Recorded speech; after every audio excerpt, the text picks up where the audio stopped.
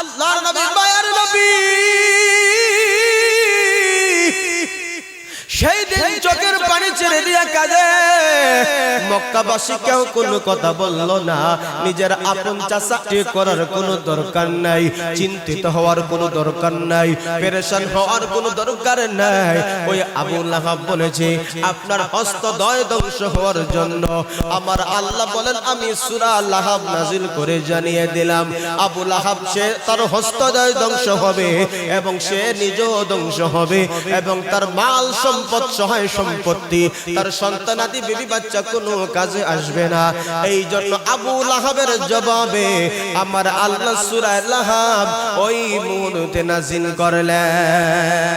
আমার নবীকে নিয়ে, আমার ইসলামকে নিয়ে, আমাদের কোরআনকে নিয়ে যদি কোনো কুলাঙ্গার যদি কোনো ব্যঙ্গচিত্র করতে চায়, এখান থেকে একটা ধারত কণ্ঠে আওয়াজ তুলতে চাই নবীর জন্য, ইসলামের জন্য যদি নিজের রক্ত দিতে হয়, জীবন বিলাতে হয়, কে কে রাজি আছেন হাতটা তুলে আমার আল্লাহকে দেখায় দাও।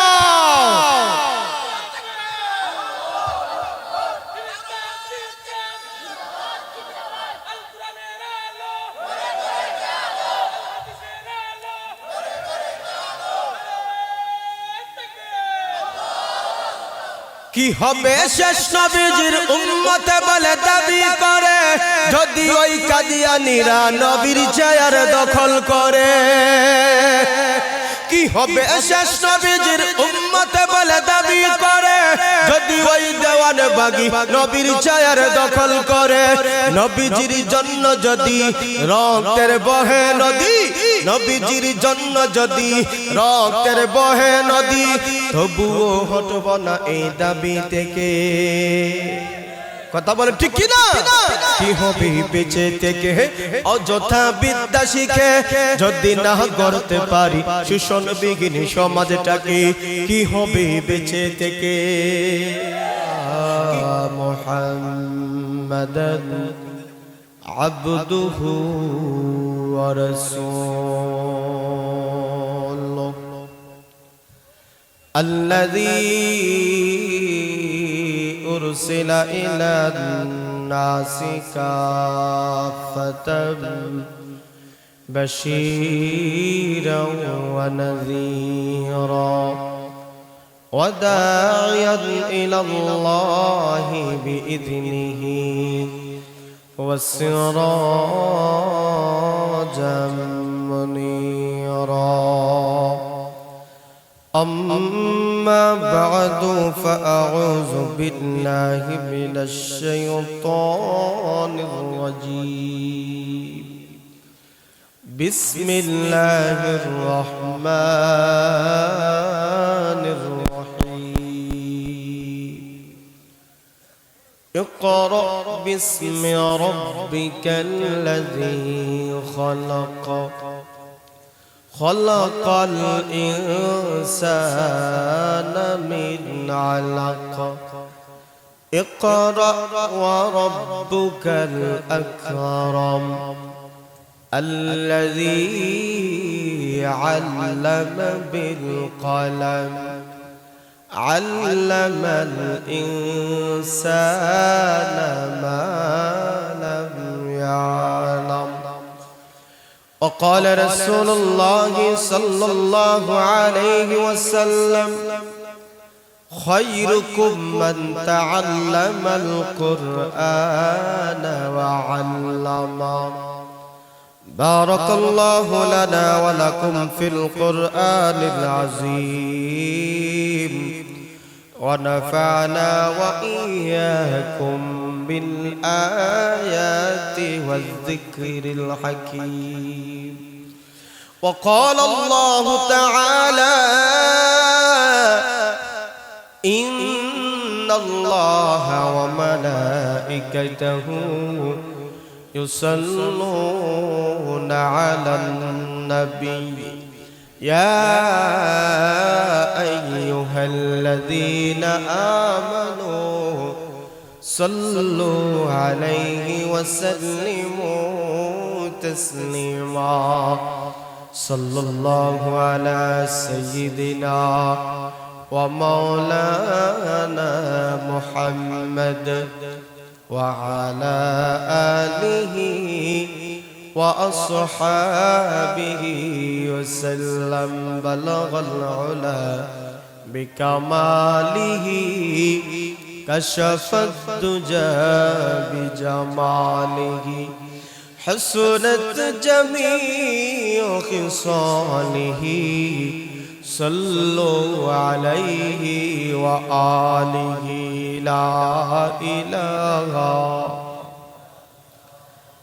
আমরা একটু দিল থেকে মনিবের শানে কিছু জিকির পড়ি পিছনে যারা আছেন একটু মেহেরবানি করে আল্লাহকে ওয়াস্তে একটু সামনে আসেন পরিবেশটা সুন্দর করে বসি ইনশাআল্লাহ যতটুকু সময় হয় আপনাদেরকে নিয়ে কোরআন হাদিস থেকে কিছু আলোচনা করব মাশাআল্লাহ আপনারা আমার কথায় সাড়া দিয়েছেন আমি বিশ্বাস করি অবশ্যই সামনে যে কথাগুলো বলার চেষ্টা করব অবশ্যই আপনারা আমল করার চেষ্টা করবেন ইনশাআল্লাহ একটু জিকির করি লা ইলাহা ইল্লাল্লাহ লা ইলাহা ইল্লাল্লাহ লা ইলাহা লা ইলাহা ইল্লাল্লাহ লা ইলাহা ইল্লাল্লাহ লা ইলাহা ইল্লাল্লাহ লা ইলাহা লা ইলাহা ইল্লাল্লাহ আল্লাহু আল্লাহ আল্লাহু আল্লাহ আল্লাহু আল্লাহ আল্লাহু আল্লাহ আল্লাহু আল্লাহ আল্লাহু আল্লাহ আল্লাহু আল্লাহ আল্লাহু আল্লাহ লা ইলাহা ইল্লাল্লাহ লা ইলাহা লা ইলাহা ইল্লাল্লাহ মুহাম্মাদুর রাসূলুল্লাহ সাল্লাল্লাহু আলাইহি ওয়াসাল্লাম हम नग़्माए कुरआनी दुनिया को सुना देंगे हम नग़्माए कुरआनी दुनिया को सुना देंगे हर क़ल्ब में चाहत की एक आग लगा देंगे हम नग़्माए कुरआनी दुनिया को सुना देंगे हर क़ल्ब में चाहत की एक आग लगा देंगे क्या हुस्न कुरानी है हम सबको बता देंगे क्या हुस्न कुरानी है हम सबको बता देंगे हर फर्द को उसका हम दीवाना बना देंगे हम नग़्माए कुरआनी दुनिया को सुना देंगे हर क़ल्ब में चाहत की एक आग लगा देंगे अल्हम्दुलिल्लाह জামিয়া ইসলামিয়া দরগাহ হযরত শাহ গরম দেওয়ান রাহমাতুল্লাহি আলাইহি মাদ্রাসা পীরের চোখ খাদিমনগর শাহপুরান সদর সিলেটের উদ্যোগে নবম বার্ষিক ওয়াজ মাহফিলের চলমান অধিবেশনের শ্রদ্ধাভাজন সম্মানিত সভাপতি সাহেব মুআজ্জাজ মুকাররম উলামায়ে কেরাম দিগার হযরত মুরব্বিয়ান আযম সমবয়সী আমার প্রাণের যুবক ভাই মাইকের আওয়াজ যত দূর কি পৌঁছতেছে পর্দার আড়ালে শ্রবণরত অত্যন্ত শ্রদ্ধা মাবুন মহান মুনিবের দরবারে কালিমাত শুকর আদায় করি যিনি আমাকে আপনাকে দয়া করে মায়া করে নূরানি এক মাহফিলে গুনাহ মাফের এক মাহফিলে আসার বসার কিছু কথা বলা এবং শোনার জন্য আল্লাহ তাআলা তৌফিক দান করেছেন। আমরা সকলেই আকাশ ও বাতাস মুখরিত করি, হৃদয়ের সকল আবেগটুকু ওঝার করে মুনিবের দরবারে কালিমাতে শুকর আদায় করি, জোরে সুরে বলি আলহামদুলিল্লাহ। আপনারা ইতিপূর্বে যার আলোচনা শুনেছেন সকলে পরিচিত মুখ হযরত মাওলানা সাইফুল ইসলাম সাহেব জালালাবাদী। আপনাদের একবার পাশের মসজিদের খতিব সাহেব চমৎকার আলোচনা করেছেন। আল্লাহ তাআলা যেন হযরতের ইলম আমলে বরকত দেন, সকলে বলেন আমিন। আমি আপনাদের সামনে পবিত্র কালামুল্লাহ শরীফ থেকে সূরা আলাকের 1 থেকে 5 নম্বর আয়াতে কারিমা তেলাওয়াত করেছি।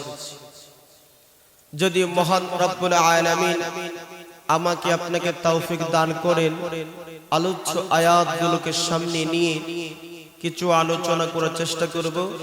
আল্লাহ তাআলা যেন আমাকে আপনাকে দুনিয়া এবং আখিরাতের সফলতা দান করেন, সকলে বলেন আমিন।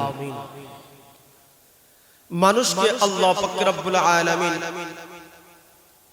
সৃষ্টির শ্রেষ্ঠ জীব হিসাবে বানিয়েছে।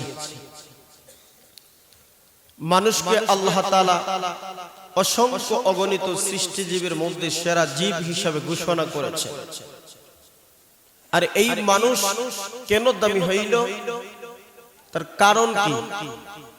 যদি আমরা একটু ফিকির করি, যদি একটু বোঝার চেষ্টা করি, তাহলে আমাদের জীবন পরিবর্তনের জন্য এই ছোট্ট একটা কথাই যথেষ্ট। কথা বলে ঠিক কিনা? আমরা এত দামি হইলাম কেনে? এত মর্যাদাশীল হইলাম কেনে? অসংখ্য অগণিত মানুষ আল্লাহ বানাইছেন, অসংখ্য অগণিত সৃষ্টিজীব আল্লাহ বানাইছে। এর ভিতরে সবচাইতে দামি, সবচাইতে সুন্দর, সম্মানিত করে মানুষকে বানিয়েছেন। পিছনে কারণটা কি? কথা বলেন ঠিক কি? পবিত্র কালামুল্লাহ শরীফের মাধ্যমে আমার আল্লাহ এর সমাধান দিয়েছেন।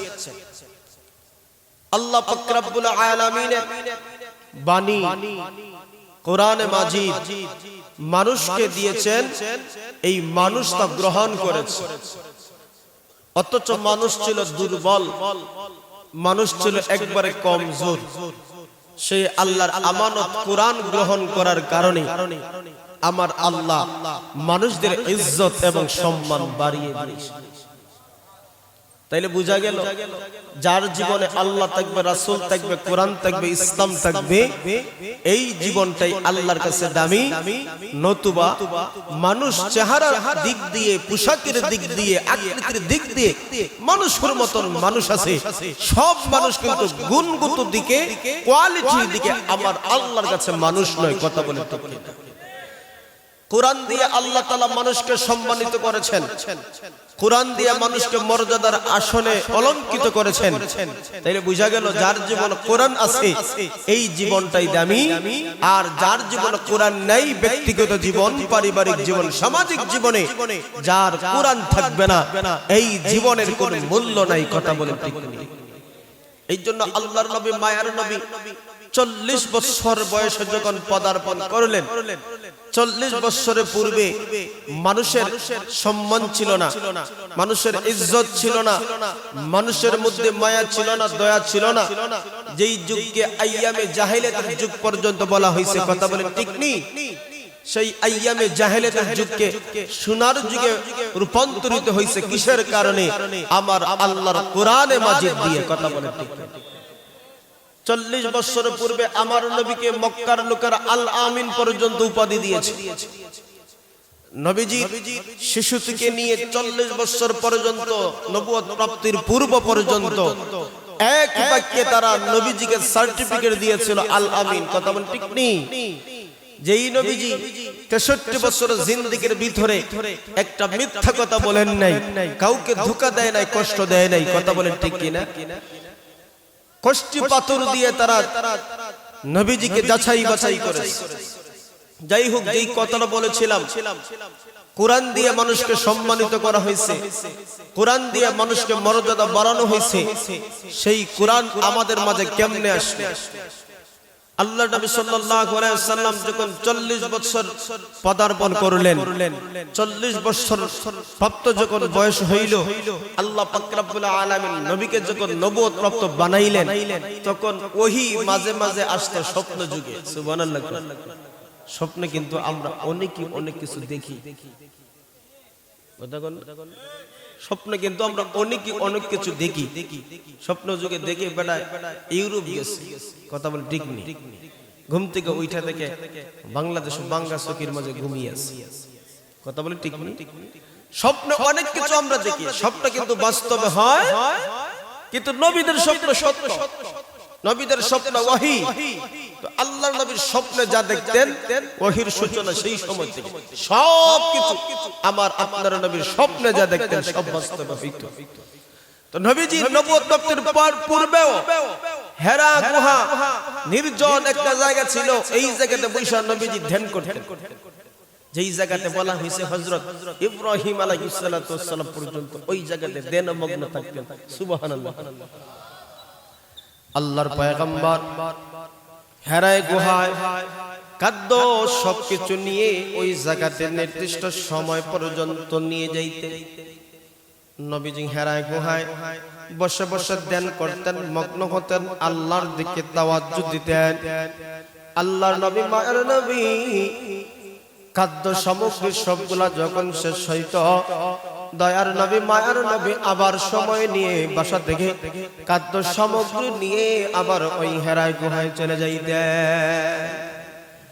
আল্লাহর নবী মায়ার নবী একদিন দেখেন সাদা দবদবে পোশাক পরা ব্যক্তি আমার আপনার নবীর সামনে এসে হাজির হইয়া বলতেছেন, মুহাম্মদ আপনি পড়ুন। আমার আপনার নবী বলেন, আমি তো পড়তে জানি না। নবীজিকে আবার বললেন, আপনি পড়ুন। নবী বললেন, আমি তো পড়তে জানি না। আবার জিবরিল ডাকতে বললেন, আপনি পড়ুন। নবী বললেন, আমি তো পড়তে জানি না। এবার জিবরিল আমিন পয়গম্বর আলাইহিস সালাতু ওয়াস সালামকে বুকে বুক মিলায়া একটা আলিঙ্গন করলেন। একটা আলিঙ্গন করার পরে জিবরিল ডাকতে বলে, পয়গম্বর আপনি আমার সাথে সাথে পড়ুন। ওই মুহূর্তে জিবরিল ডাকতে বললেন, পড়ুন। সর্বপ্রথম যে ওহী নাজিল হইল সূরা আলাকের কয়েকখানা আয়াত নাজিল হয়েছে। ইকরা বিসমি রাব্বিকাল্লাযী খালাক, খালাকাল ইনসানা মিন আলাক, ইকরা ওয়া রাব্বুকাল আকরাম আল্লাযী আল্লামা বিল কলম, আল্লামাল ইনসানা মা লাম ইয়ালাম। জিবরিল আমিন ডাকতে বলে, পয়গম্বর আপনি আপনার রবের নামে পড়ুন। যেই রব আপনাকে সৃষ্টি করেছেন আপনি সেই রবের নামে আপনি পড়ুন।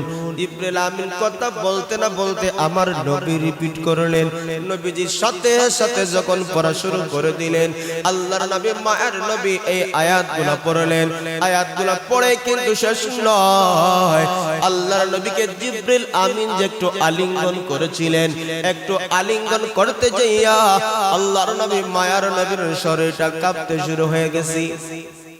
আল্লাহর নবী মায়ার নবীর শরীরটা যখন কাঁপে, ওই মুহূর্তে নবীজি হযরত খাদিজা রাদিয়াল্লাহু তাআলা আনহার ঘরে যখন চলে আসে, ঘরে আসার পরে খাদিজাকে ডাকতে বলেন, বিবি আমার, আমারে তুমি কম্বল দাও, আমার কম্বল দাও। জাম্মিলুনি জাম্মিলুনি, আমারে কম্বল দিয়ে আবৃত করে নাও, আমার শরীরটা কাঁপতেছে। খাদিজা রাদিয়াল্লাহু তাআলা ডাকতে বলেন, পয়গম্বর আপনি কেন কাঁদেন? জিবরিল আমিন ওই মুহূর্তে আমার আপনার নবী ডাকতে বলেন, খাদিজা আমি স্বপ্ন যুগে যা দেখি, মাঝে মধ্যে গায়বী থেকে এমন কিছু আওয়াজ আমি শুনতে পাই। স্বপ্ন যুগে এবং গায়বী আওয়াজের আজকে প্রতিফলন ঘটে গেল। আমার সামনে দবদবে সাদা পোশাকওয়ালা ব্যক্তি আইসা আমার বলতেছে পড়ুন, আমি বললাম পড়তে পারি না। এভাবে একবার না দুইবার না তৃতীয়বার যখন পড়তে বলল, আমাকে এমন একটা আলিঙ্গন দিল বিবি আমার। একটা আলিঙ্গন দিতে না দিতেই আমার সাথে যখন বললেন রবের নামে পড়ুন, আমি সাথে সাথে ওই বাক্যগুলো পড়লাম। শুধু পড়াই শেষ নয় বিবি আমার, আমার অন্তরটা ভয়ে কাঁপতেছি, আমার জান নিয়ে শঙ্কা আমার হয়ে গেল, আমার দেহটা এখনো তরতর করে কাঁপে। আমার তো কোনোদিন এরকম পরিস্থিতি হয় নাই। খাদিজা একজন গুণবতী নারী, স্বামী যখন বিপদে পড়ে স্ত্রীদের কি দায়িত্ব হযরত খাদিজা রাদিয়াল্লাহু তাআলা আনহা দুনিয়ার মহিলাদেরকে শিক্ষা দিয়েছেন। আল্লাহু আকবার। একজন স্বামী যখন বিপদে পড়ে যায়, একজন স্বামী যখন বিপদে পড়ে ওই মুহূর্তে স্ত্রীদের কি দায়িত্ব খাদিজা तमाम দুনিয়ার মহিলাদেরকে শিক্ষা দিয়ে গেছে।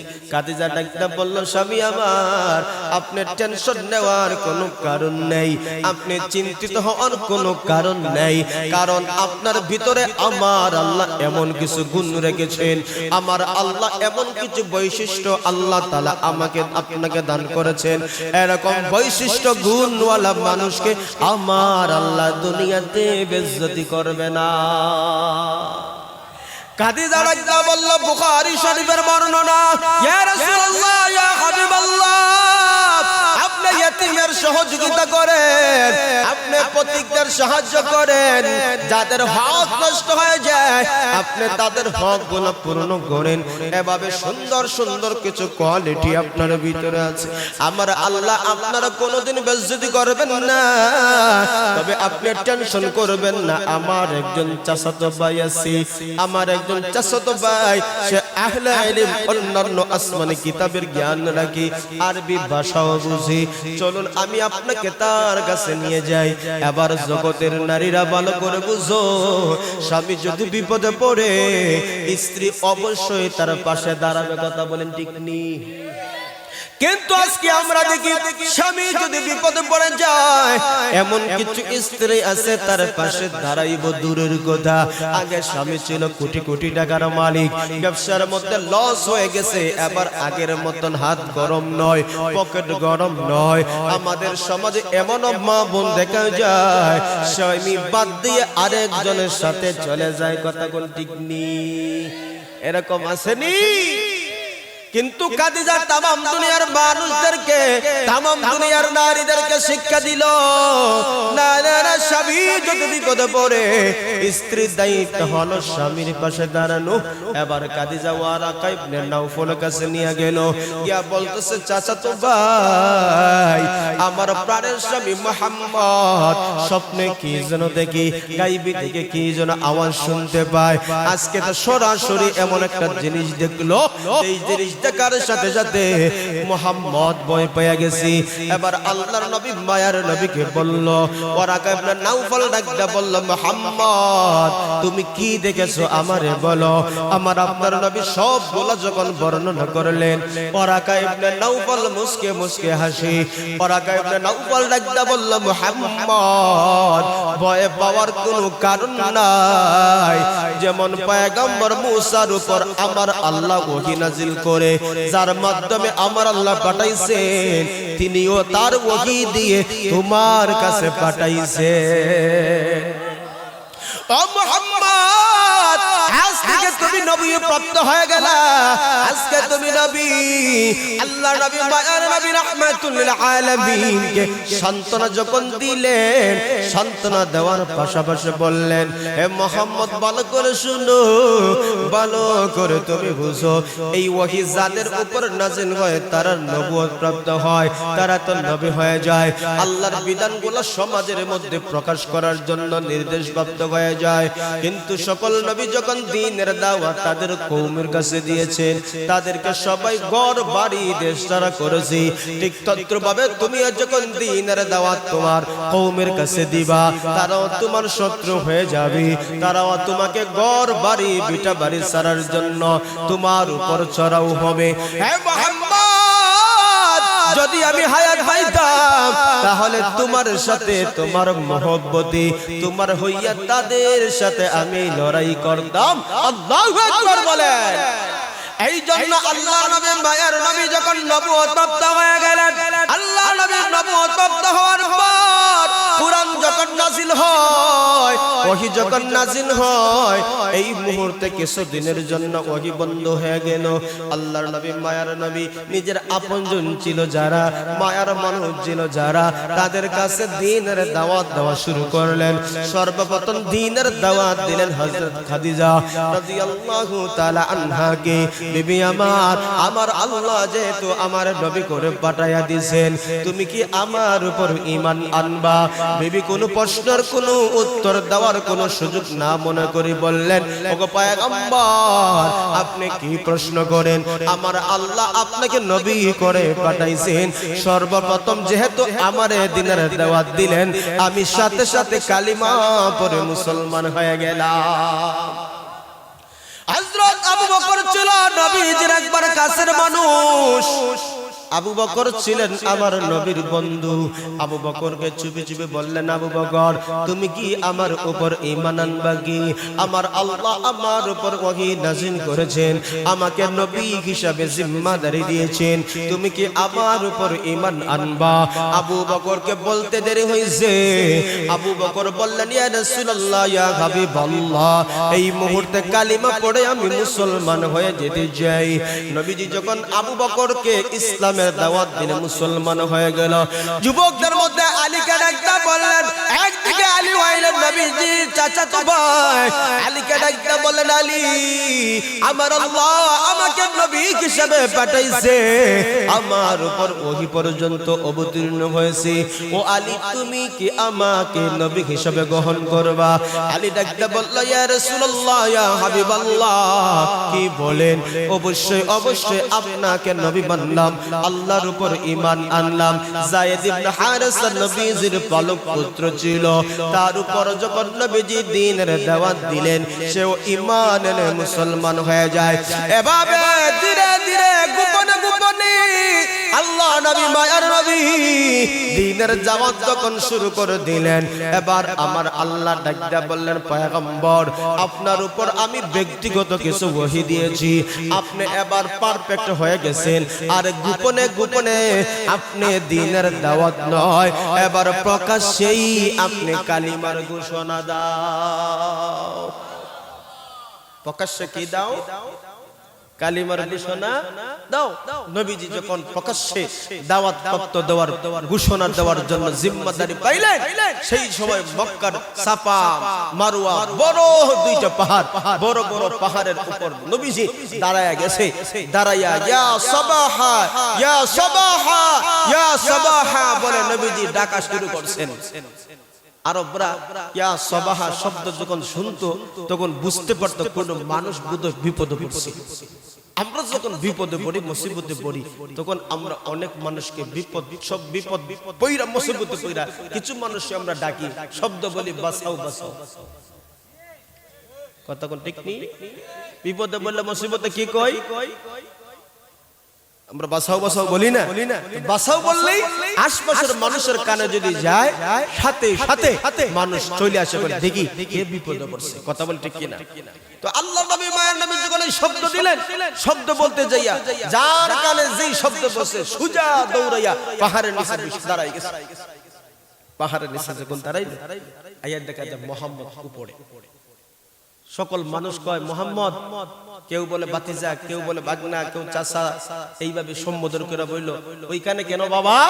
কি বিপদ হয়েছে বলো? তোমার বিপদে আমরা সহযোগিতা করার জন্য ছুটে আসলাম।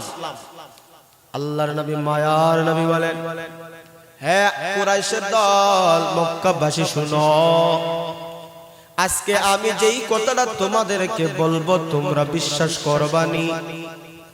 এবার মক্কার লোকেরা এক বাক্যে জবাব দেয়, মুহাম্মদ 40টা বছর তুমি আমাদের মাঝে কোনদিন তুমি মিথ্যা কথা বলো নাই। কি বলো বাবা? অবশ্যই আমার আপনার নবী বলেন, শুনো, আমি তোমাদের থেকে অনেক উপরে দাঁড়িয়ে আছি, আমি সামনে ডানে বামে পিছনে যা দেখি তোমরা কি সব দেখতে পাও না? কারণ তুমি যেহেতু উপরে, তুমি আমাদের থেকে উঁচু জায়গায় তুমি সব দেখতে পাও। আল্লাহর নবী মায়ার নবী বলেন, যদি পিছন দিক থেকে কোন শত্রু বাহিনী তোমাদের উপর আক্রমণ করার জন্য আসে, তোমরা কি বিশ্বাস করবা? এবার মক্কার লোকেরা বলল, মুহাম্মদ, অবশ্যই অবশ্যই আমরা তোমার কথা বিশ্বাস করব। আল্লাহর নবী বলেন, এই শত্রু দলের সাথে মোকাবেলার দুনিয়াতে একটা সুযোগ আছে, হতে পারো তোমরা তার বিরুদ্ধে লড়াই করে বিজয়ী হইবা, নতুবা পরাজয়। কথা বলে ঠিক নেই? আল্লাহ নবী মায়ার নবী বলেন, কিন্তু অদৃশ্য এমন একটা শক্তি তোমাদের পিছনে রয়েছে, তোমরা যদি আমার কথা না মানো তাহলে অবশ্যই অবশ্যই এই শত্রু তোমাদেরকে গ্রাস করবে, তোমাদের শাস্তি দেবে, তোমাদের আযাব দেবে, তোমাদের কঠিন মুসিবত সামনে রয়েছে। এবার মক্কার লোকেরা বলল, মুহাম্মদ, তাইলে তুমি বলো কি বুঝাতে চাও? আল্লাহর নবী মায়ার নবী বলে, হে মক্কাবাসী শুনো, তোমরা গাছের পূজা করো, চন্দ্রের পূজা করো, তোমরা সূর্যের পূজা করো, তোমরা বিভিন্ন দেব দেবীর পূজা করো, লাত উজ্জার পূজা করো, এই সমস্ত মূর্তি পূজা, গাছের পূজা, চন্দ্রের পূজা সবগুলা তোমরা ছেড়ে দাও, এক আল্লাহর উপর ঈমান আনো, আর আমাকে নবী হিসাবে তোমরা গ্রহণ করো। এই কথা যখন নবীজি বললেন, কোনো মানুষ জবাব দেয় না, জবাব দেয় না। মুহাম্মদ আজকে এমন কথা কি বলল? মুহাম্মদ তো কোনোদিন এমন কোন কথা বলে নাই, আজকে এমন কথা কি বলল? মানুষ ভাবনায় পড়ে গেছে, চিন্তায় পড়ে গেছে, কি উত্তর দিবে, কি জবাব দিবে। এবার কোন মানুষ কোন কথা বলে না। নবীজির আপন চাচা আবু লাহাব ওই মুহূর্তে ডাকতে বলল, ভাতিজা, তুমি এই জন্য কি আমাদের এখানে একত্রিত করেছো? তুমি কি এই জন্য আমাদের এখানে জমা করেছো?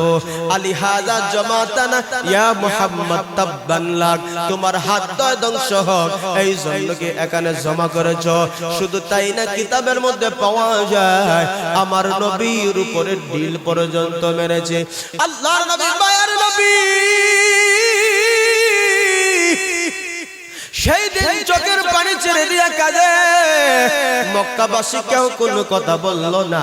নিজের আপন চাচা ঠিক করার কোনো দরকার নাই, চিন্তিত হওয়ার কোনো দরকার নাই, পেরেশান হওয়ার কোনো দরকার নাই। ওই আবু লাহাব বলেছে, আপনার হস্তদ্বয় ধ্বংস হওয়ার জন্য আমার আল্লাহ বলেন, আমি সূরা লাহাব নাজিল করে জানিয়ে দিলাম, আবু লাহাব সে তার হস্তদ্বয় ধ্বংস হবে এবং সে নিজেও ধ্বংস হবে এবং তার মাল সম্পদ, সহায় সম্পত্তি, তার সন্তানাদি, বিবি বাচ্চা কোনো কাজে আসবে না। এই জন্য আবু লাহাবের জবাবে আমার আল্লাহ সূরা লাহাব ওই মুহূর্তে নাযিল করলেন। বিসমিল্লাহির রাহমানির রাহিম।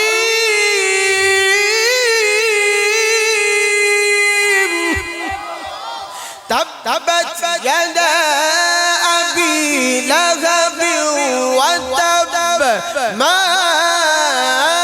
আগনা আনহু মালুহু ওয়া মা কাসাব, সায়াসলা নারান যাতা লাহাবি ওয়া ইমরাআতু হাম্মালাতাল হাতাব, ফি জিদিহা হাবলুম মিন মাসাদ।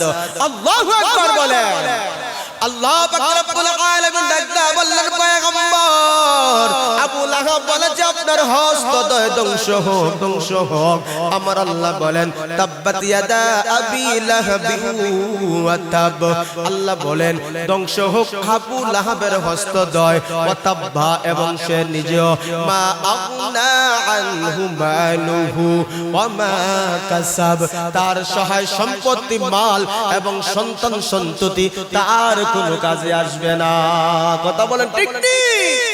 আমার নবীর বিরুদ্ধে যারা চলে যায়, আমার নবীর বিরুদ্ধে যারা কথা বলে, আমার নবীর বিরুদ্ধে যারা অবস্থান নেয়, আমার আমার আল্লাহ অতীত তাদেরকে ধ্বংস করেছেন, অতীত তাদেরকে আমার আল্লাহ ধ্বংস করেছেন।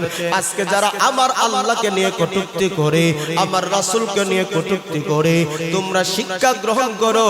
ওই আবু লাহাব, উতবা, সাইবা, মক্কার বড় বড় লিডারদের তাদের কি করুণ পরিণতি আমার আল্লাহ করেছেন। আজকে আমার নবীর বিরুদ্ধে যারা কথা বলবে, আমার নবীর চরিত্রকে নিয়ে যারা ব্যঙ্গ করবে, তাদেরকে এর চাইতে আরো কঠিন পরিস্থিতি হবে। কথা বলে ঠিক কিনা? আমার নবীকে নিয়ে, আমার ইসলামকে নিয়ে, আমাদের কোরআনকে নিয়ে যদি কোনো কুলাঙ্গার যদি কোনো ব্যঙ্গ চিত্র করতে চায়, এখান থেকে একটা ধারত কণ্ঠে আওয়াজ তুলতে চাই, নবীর জন্য, ইসলামের জন্য যদি নিজের রক্ত দিতে হয়, জীবন বিলাতে হয়, কে কে রাজি আছেন? হাতটা তুলে আমার আল্লাহকে দেখায় দাও।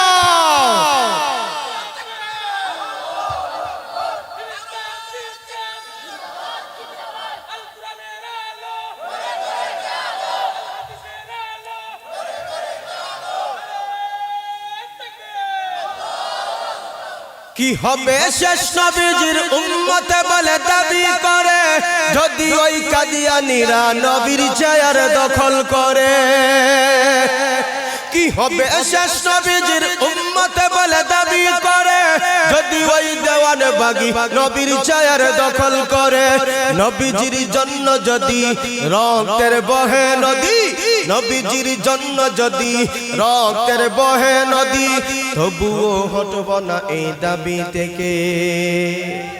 কথা বলে ঠিক কিনা? কি হবে বেঁচে থেকে অযথা বিদ্যা শিখে, যদি না করতে পারি শোষণ বিঘিনী সমাজটাকে? কি হবে বেঁচে থেকে?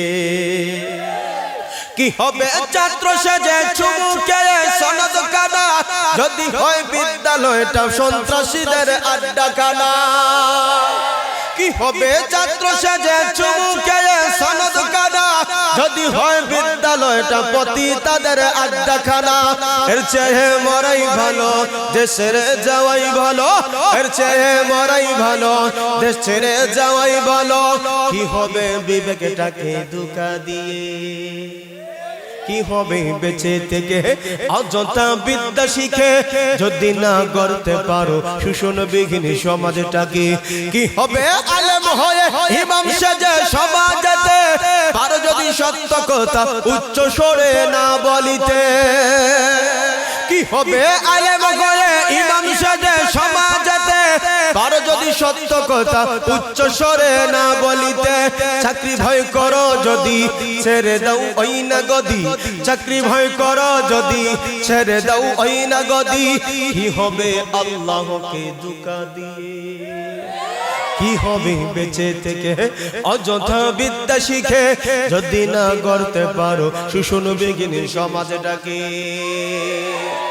কি হবে নামাজ রোজা ইমানদারির বড়াই করে, যদি ওই খোদার কুরআন নর্ধমতে তাকে পড়ে? কি হবে নামাজ রোজা ইমানদারির বড়াই করে, যদি ওই খোদার কুরআন নর্ধমতে তাকে পড়ে? মসজিদের কোণে বসে জিকির যতই করো কষে, মসজিদের কোণে বসে জিকির যতই করো কষে, এভাবে যায় না পাওয়া আল্লাহ কি? এভাবে যায় না পাওয়া আল্লাহ কি? কি হবে বেঁচে থেকে অযথা বিদ্যা শিখে? কি হবে বেঁচে থেকে অযথা বিদ্যা শিখে, যদি না করতে পারো শোষণ বিহীন সমাজটাকে? আমার রাসূলের জন্য, আমার আল্লাহর জন্য, রাসূলের ইজ্জতের জন্য যদি রক্ত দিতে হয়, রক্ত দিতে প্রস্তুত আছেন না? আমার বন্ধুগণ, আমার প্রাণের ভাইরা, আল্লাহ এবং রাসূলের জন্য এই ভালোবাসাকে কবুল করুন। সকলে বলেন আমিন।